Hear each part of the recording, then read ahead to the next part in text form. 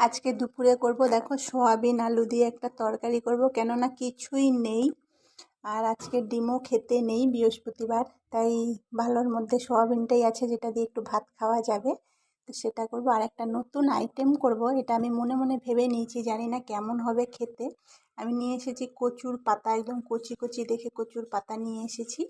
এই কচুর পাতা দিয়ে বেশি করে রসুন, কাঁচা লঙ্কা, শুকনো লঙ্কা, আর আছে ভোলা মাছের শুটকি, তাকে দিয়ে বেশ একটু বাটা করব। তো আমি প্রথম করব, কোনোদিনও করিনি আর কোনোদিনও খাইও নি কচুর পাতা বাটা। তো এখন নেটে দেখি অনেকেই মাঝে মধ্যে বলে খায়, তো আমিও আজকে চেষ্টা করব একটু। তো খেয়ে দিয়ে তোমাদেরকে জানাবো কেমন লাগে। তো এটাকে সিদ্ধ করে ভাপ ফেলে দিতে হবে জলটা, নালে তো গলা কটকট করবে। আর শুটকি মাছটা দিয়ে যেমন করে করব।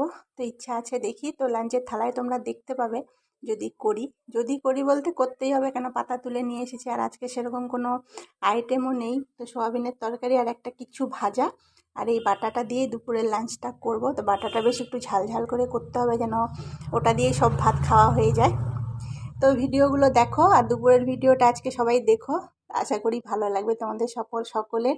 তো চলো, এই তো ভেবে ভেবে ভেবে ভেবে কী রান্না করব ভেবে ভেবে লাস্টে সোয়াবিনটাই নিয়ে আসলাম, কেন এটাই একটু মাংসর মতন রান্না করলে খালি সোয়াবিন দিয়েই ভাত খাওয়া হয়ে যায়। আর এবারে কারেন্টটা না থাকার জন্য সব সবজিও